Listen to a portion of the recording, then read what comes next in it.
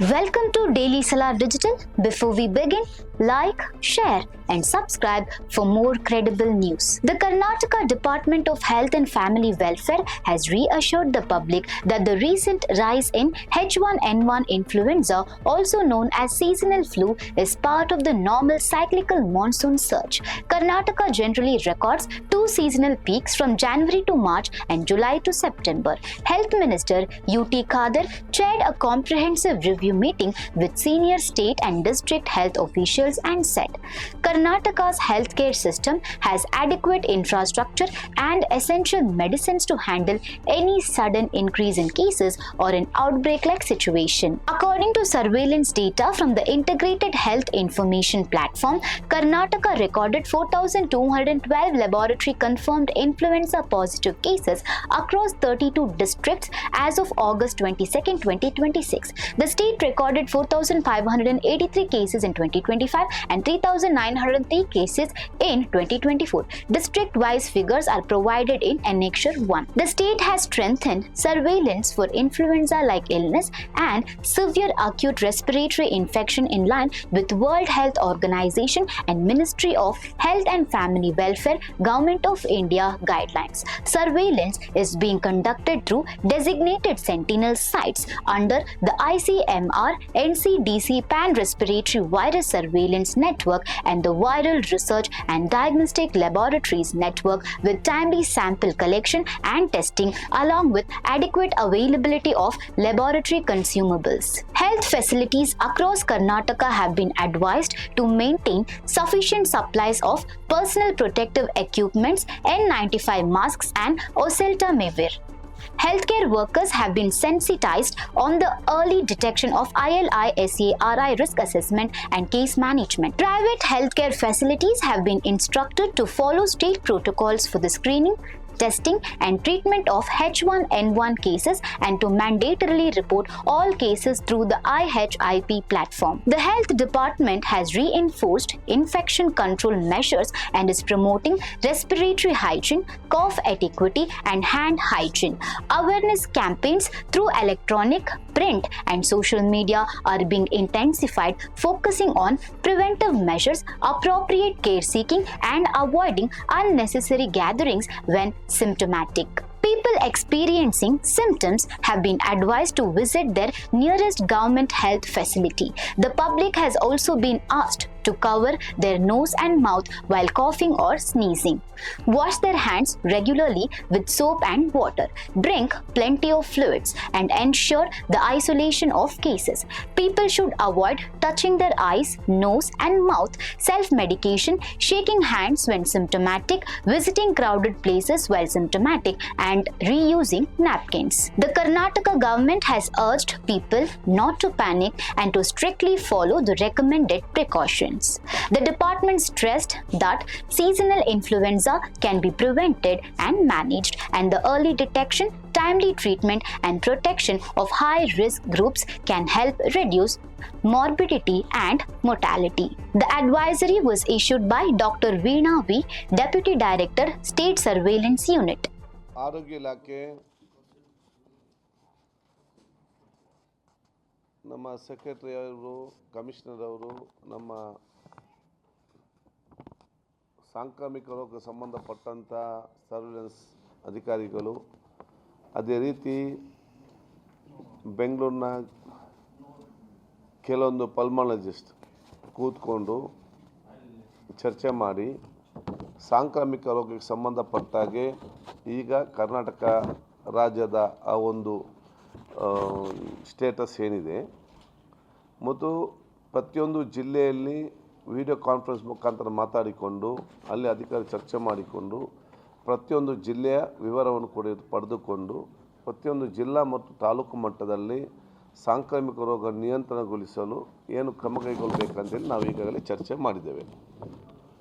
ಒಂದು, ಪ್ರತಿಯೊಂದು ಸೀಸನ್ ಇರ್ತದೆ, ಬೇರೆ ಬೇರೆ ಸೀಸನ್. ಈ ಚಳಿಗಾಲದ ಮತ್ತು ಈ ಒಂದು ಸೀಸನ್, ಮಳೆಗಾಲ ಸೀಸನ್, ಅದು ಸಾಂಕ್ರಾಮಿಕ ರೋಗಗಳ ಸೀಸನ್. ಪ್ರತಿಯೊಂದು ವರ್ಷವೂ ಕೂಡ ಬೇರೆ ಬೇರೆ ರೋಗಗಳು ನಮಗೆ ಇವತ್ತು ಕಾಣಲಿಕ್ಕೆ ಸಿಗ್ತದೆ. ಯಾಕಂತ ಹೇಳಿದರೆ ಇವತ್ತು ವೈರಸ್ ನಮ್ಮ ಕಣ್ಣ ಮುಂದೆ ಈ ಗಾಳಿಯಲ್ಲಿ ನೆಲದಲ್ಲಿ ಎಲ್ಲ ಕಡೆ ಬೇರೆ ಬೇರೆ ಸಾಂಕ್ರಾಮಿಕ ರೋಗ ವೈರಸ್ ಅದು ಇದ್ದೇ ಇರ್ತದೆ ಪ್ರತಿಯೊಂದು ವರ್ಷವೂ ಕೂಡ. ಅದರಷ್ಟೇ ಸ್ವಲ್ಪ ಸ್ಲೋ ಆಗಿರ್ತದೆ.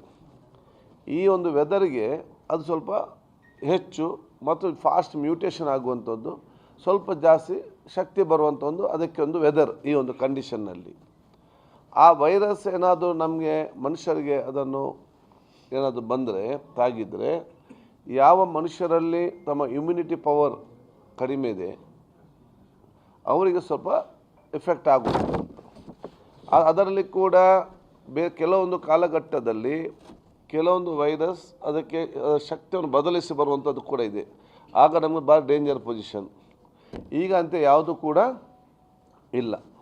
ಈಗ ಬಹುಶಃ ವೈರಸ್ ಕೆಲವು ಕಡೆ ಸಂದರ್ಭದಲ್ಲಿ ಬೇರೆ ಬೇರೆ ಇವತ್ತು ಫ್ಲೂ ಇದೆ, ಬೇರೆ ಬೇರೆ ಜ್ವರಗಳು ಇವತ್ತು ಬರುವಂಥದ್ದು. ಅದರಲ್ಲಿ H1N1 ಇವತ್ತು ನಮ್ಮ ರಾಜ್ಯದಲ್ಲಿ ಅತ್ಯಂತ ಕಡಿಮೆಯಲ್ಲಿದೆ. ಯಾವುದೇ ಒಂದು ಆತಂಕ ಬೇಡ.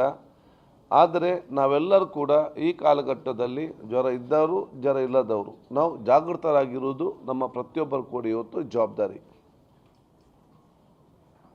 ವೈರಲ್ ಫೀವರ್ ಬರೋದು ಅದು ಸ್ವಾಭಾವಿಕ. ಬರೋದ ರೀತಿ ನೋಡಿಕೊಳ್ಳೋದು ನಮ್ಮ ಪ್ರತಿಯೊಬ್ಬರು ಕೂಡ ಇವತ್ತು ಜವಾಬ್ದಾರಿ ಆಗಿದೆ.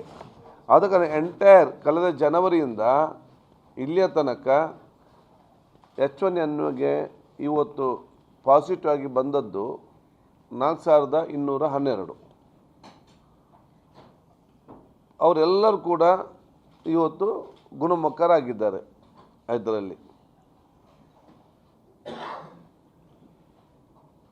ಅವರ ಮನೆಯಲ್ಲೇ ಟ್ರೀಟ್ಮೆಂಟ್ ತಗೊಂಡಿದ್ದಾರೆ, ಅವರ ಊರಲ್ಲೇ ತಗೊಂಡಿದ್ದಾರೆ. ಕೆಲವು ಇವತ್ತು ಹಾಸ್ಪಿಟಲಲ್ಲಿ ಇವತ್ತು ಚಿಕಿತ್ಸೆ ಪಡೆದಿದ್ದಾರೆ. ಈಗ ಕೂಡ ಅವರಷ್ಟೇ ಮನೆಯಲ್ಲಿ ಅಲ್ಲಿ ತಗೊಳ್ಳುವವರೇ ಇವತ್ತು ಹೆಚ್ಚಾಗಿದ್ದುಕೊಂಡು ಈಗ ಸುಮಾರು 300ರಿಂದ 400 ಕೇಸಸ್ ತನಕ ಇವತ್ತು ಇರ್ತದೆ. ಅದು ಹೆಚ್ಚಿನದು ಬೆಂಗಳೂರು ನಗರ ವ್ಯಾಪ್ತಿಯಲ್ಲಿ ಇವತ್ತು ಜಾಸ್ತಿ, BBMP ವ್ಯಾಪ್ತಿಯಲ್ಲಿ ಇವತ್ತು ಜಾಸ್ತಿ ಇದೆ. ಆದರೆ ಅದು ಬೇರೆ ಜ್ವರ ಥರ ಸ್ವಾಭಾವಿಕ. ಅಲ್ಲಿ ಔಷಧ ತಗೊಂಡು ಅದನ್ನು ಔಷಧ ಮತ್ತು ಅದರ ಬಗ್ಗೆ ನಾವು ಪ್ರಿಕಾಷನ್ ತಗೊಂಡ್ರೆ ಅಲ್ಲಿ ಯಾವುದೂ ಕೂಡ ಸಮಸ್ಯೆ ಇರುವುದಿಲ್ಲ. ಅದಕ್ಕಾಗಿ ಜನರು ಇವತ್ತು ಸ್ವಯಂ ಪ್ರೇರಿತ ಜಾಗೃತ ವಹಿಸುವಂಥ ಕೆಲಸ ಇವತ್ತು ಆಗಬೇಕು.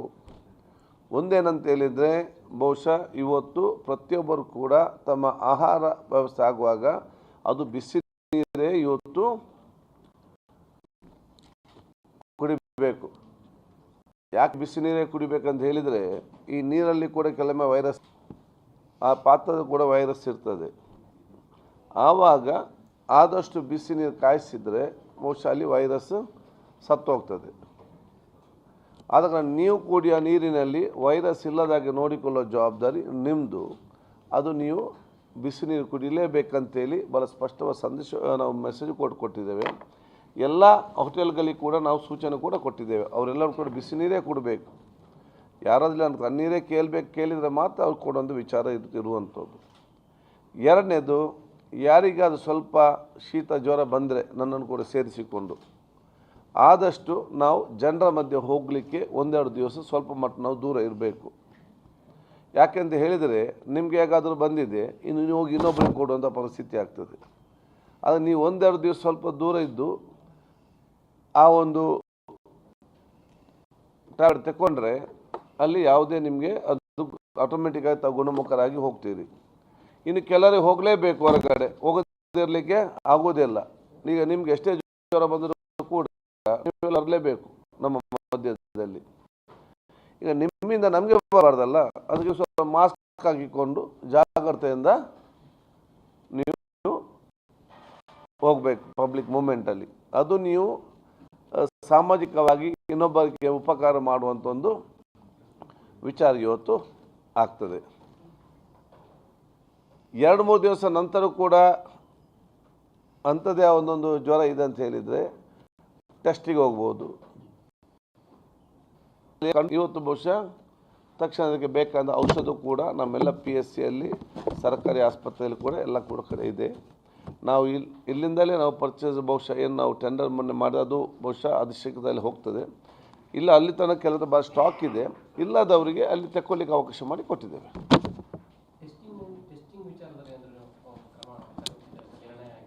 ನೋಡಿ, ನಿಮಗೆ ರೋಗ ಬೇಕಾ, ಟೆಸ್ಟಿಗೆ ಹೋಗಿ. ನೀವು ಹುಷಾರಿದ್ದೀರಿ, ನೀವೊಂದು ಟೆಸ್ಟಿಗೆ ಹೋದರೆ ನಿಮಗೆಲ್ಲ ರೋಗ ಬಂದುಬಿಡ್ತದೆ sudden. You want sickness, go for test. ಅಲ್ಲ, ಈಗ ಅದಕ್ಕೆ ಈಗ ಸಾಧಾರಣವಾಗಿ ನನ್ನನ್ನು ಟೆಸ್ಟ್ ಮಾಡಿದ್ರು ಕೂಡ ನನಗೆ ವೈರಲ್ ಇರ್ಬೋದು, ನಿಮ್ಮನ್ನು ಟೆಸ್ಟ್ ಮಾಡಿದ್ರು ಕೂಡ ಅದು ಎಲ್ಲರ ಬಾಡಿಯಲ್ಲಿ ಇದ್ದೇ ಇರ್ತದೆ. ಅದು ಆಟೋಮೆಟಿಕ್ಕಾಗಿ ನ್ಯಾಚುರಲ್ ಆಗಿ ಅದು ಹೋಗ್ತದೆ. ಯಾವಾಗ ಜ್ವರ ಬಂದು 2-3 ದಿವಸ ಆದಾಗ ಆವಾಗ ನಾವು ಟೆಸ್ಟಿಗೆ ಹೋಗಬೇಕಂತ ವಿಚಾರ ಇವತ್ತು ಮಾಡಬೇಕು.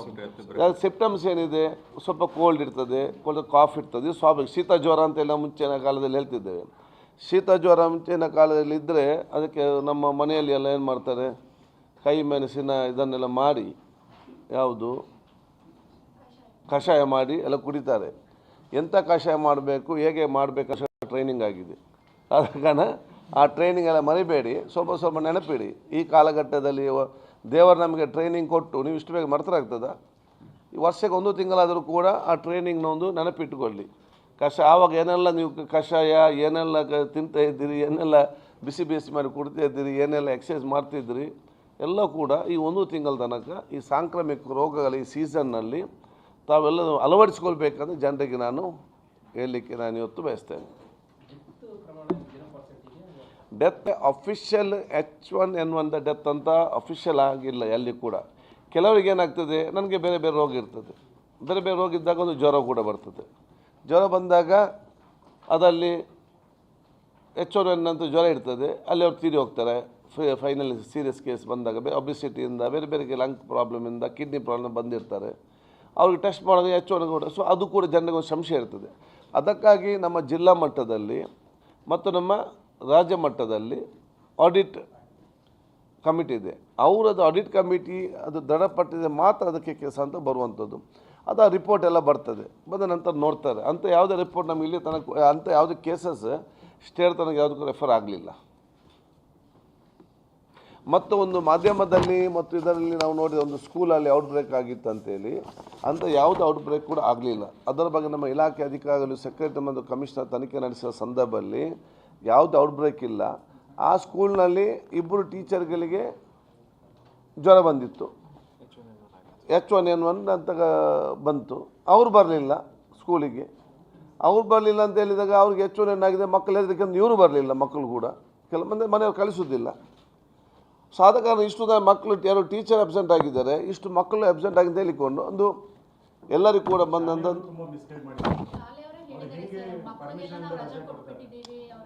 ಅದೇ ಈ ಟೀಚರ್ಗೆ ಬಂದ ಕಾರಣ ಇವರು ಪ್ಯಾನಿಕ್, ನಿಮ್ಮ ಮಾಧ್ಯಮ ನೋಡಿ ಇವರು ಪ್ಯಾನಿಕ್ ಆಗಿ ಏನು ಮಾಡಿದ್ದಾರೆ ಅಂತ ಹೇಳಿದ್ದೆ. ಯಾವುದು ಮಾಧ್ಯಮದಲ್ಲಿ ಆಮೇಲೆ ಬಂತು ಸರ್, ಆದಮೇಲೆ ಬಂತು.